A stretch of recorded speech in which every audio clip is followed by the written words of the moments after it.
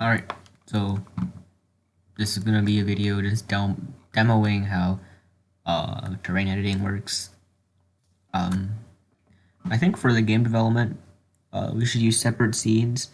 So like you would use a sample scene to develop the map to make it, and then I'll copy it over to the real scene so it doesn't so we don't accidentally overlap somehow.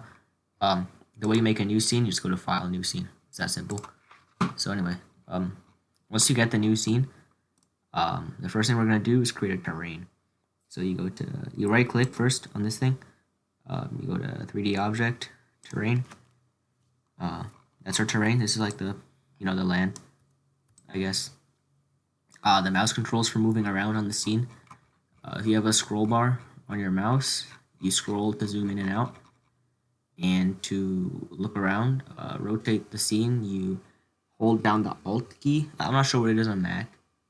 There's probably an equivalent on Mac, but on Windows, you hold down the Alt key, and then you drag your mouse, and it will rotate in the direction in which you drag your mouse.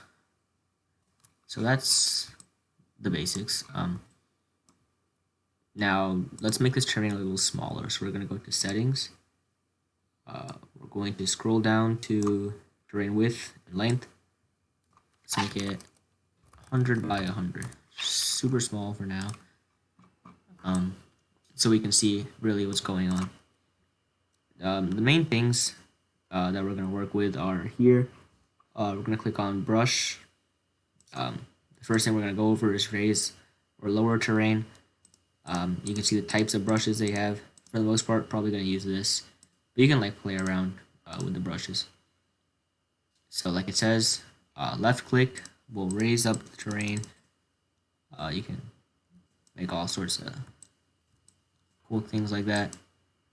You can adjust the brush size and make bigger elevations in terrain, I guess. So that's how you make mountains and stuff, I guess. And like I said, you can mess around with the different types of brushes. This one you can make a nice hill.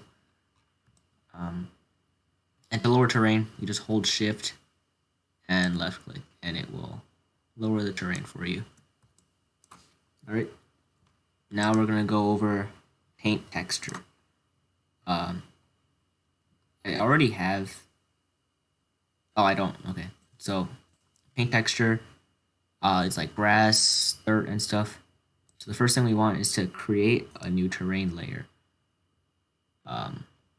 And the texture for that layer, we're going to use grass. Where is it? I believe it's this one. Yes. So that is the first layer we're going to add. Now we're going to add another layer, which is dirt. And I believe this one is terrain dirt. Notice how it didn't cover terrain with the texture this time because it's already been painted with the texture. So to paint the dirt, simply click on the terrain at the parts where you want to paint it. And again, you can change the brush size here to make it smaller or larger.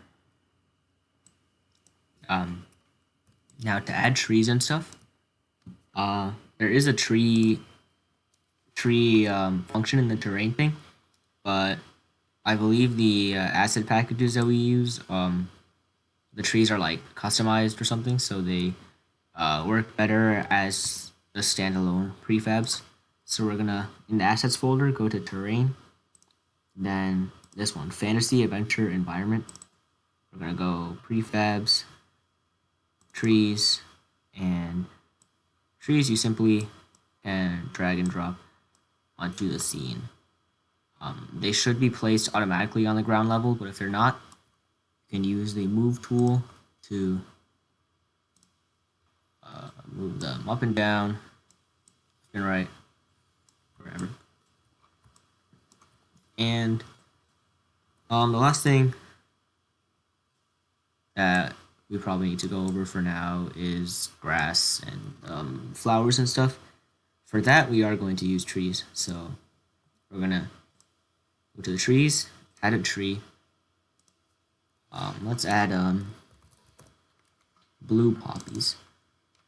They look pink in this. That's a visual glitch in the editor, but when they appear in the game, they should look perfectly fine.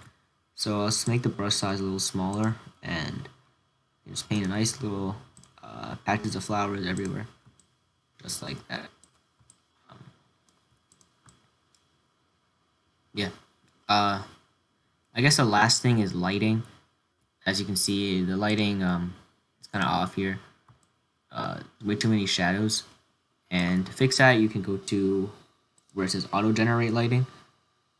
I would not recommend checking this. I would generate it manually, but it might take a while. So what you should do is go down to here, light map resolution. Instead of 40, make it something super small, like 0.1, and then you can press save scene.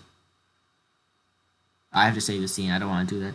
But then you press generate lighting, and when it's done, everything should look perfectly normal. So yeah, that should be all.